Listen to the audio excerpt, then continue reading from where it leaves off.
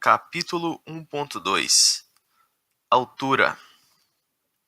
Todos os tons musicais têm certa altura. Tons com determinada altura também são chamados de notas musicais.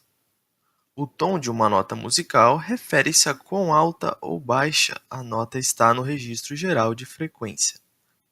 Notas de baixo são mais baixas no registro de frequência do que os sons agudos. Um soprano canta notas mais altas do que um baixo. O tom é a percepção que temos dos comprimentos de onda dos sons que estão sendo produzidos. Lembrando que a gente viu no vídeo anterior que os instrumentos musicais se comunicam através de ondas sonoras. Os sons mais graves têm comprimentos de ondas longos, enquanto os sons mais agudos têm comprimentos de ondas curtos. O tom também é referido como frequência. Frequência é geralmente medida em Hertz, que é uma medida do número de ondas sonoras por segundo. Hertz é frequentemente abreviado como H-Z. Medidas de frequência em milhares de Hertz são abreviadas como kHz, ou kHz. A faixa geral de audição humana se estende em cerca de 20 Hz a 20 kHz, embora isso possa variar dependendo da sensibilidade do ouvido individual. Além dessa faixa, os sons muito baixos para serem ouvidos são chamados de infrassom, ou aqueles muito altos para serem ouvidos pelos humanos são chamados de ultrassom. Mesmo que não possamos ouvi-los, existem outras criaturas que podem. Elefantes, por exemplo, se comunicam uns aos outros usando sons subaudíveis, assim como jacarés masculinos que procuram uma parceira. Similarmente, operando no registro superaudível há o apito do cachorro, que não podemos ouvir, bem como os pulsos sônicos emitidos por morcegos. Em ambos os casos, as frequências são tão altas que nós não as registramos. A faixa de frequência geralmente usada na música cobre um pouco mais de 7/8 de som, que é a gama geral coberta por um piano de concerto. Observando na imagem, podemos ver que o piano cobre uma grande faixa ali, mais do que qualquer instrumento pela quantidade de teclas, podendo produzir diversos tons. Os intervalos da maioria dos outros instrumentos tendem a ser mapeados dentro desse limite generalizado do piano. Então, o intervalo é referido como registro característico desse instrumento.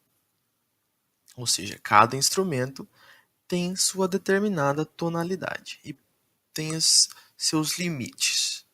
Cada um tem um limite maior do que o outro. As notas produzidas por esses instrumentos são tipicamente estáveis em termos de sua frequência. Para que diferentes instrumentos trabalhem juntos, eles devem estar afinados. Isso significa que a nota A em um instrumento deve ser idealmente a mesma nota A em outro instrumento. Ajustes gerais na afinação de instrumentos são frequentemente feitos para essa consistência. Então, ali, para que todos os instrumentos se sintonizem, para que eles estejam na mesma página, existe um tom padrão, em que a nota A é esse padrão, porque ela é considerada tendo 440 Hz, que na tabela de frequência é o meio ali. Então, esse é o método de afinação universalmente adotado para instrumentos musicais, sejam eles eletrônicos ou não. Eu tenho certeza que se você já viu uma orquestra sinfônica no YouTube ou algum lugar, cada um dos artistas está garantindo que seu instrumento produz a nota A correta. Sem esse processo de ajuste, essas pequenas diferenças de sintonia entre diferentes instrumentos prejudicaria muito o desempenho da orquestra. Então, outro padrão de frequência muito importante é a nota C, ou Dó. Por quê? Porque a nota Dó ela é universalmente reconhecida como o ponto central ali do registro. A nota C é a nota que fica à esquerda das duas teclas pretas, e ela se localiza bem no meio do piano, a nota C central. A nota C divide o que é grave e o que é agudo. Você ali que já teve um pianinho ali quando é criança, acho que todo mundo já teve um tecladinho quando é criança, né? Uma sanfona, alguma coisa assim, né?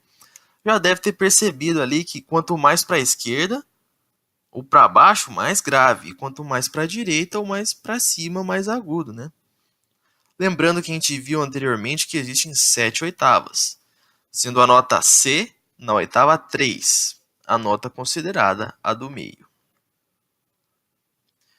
Então, você que não é músico e não sabe tocar piano ou teclado, provavelmente estará mais familiarizado com o piano roll. O que é o piano roll? Não é nada mais que um teclado virtual na posição vertical que é colocado ao lado de uma grade.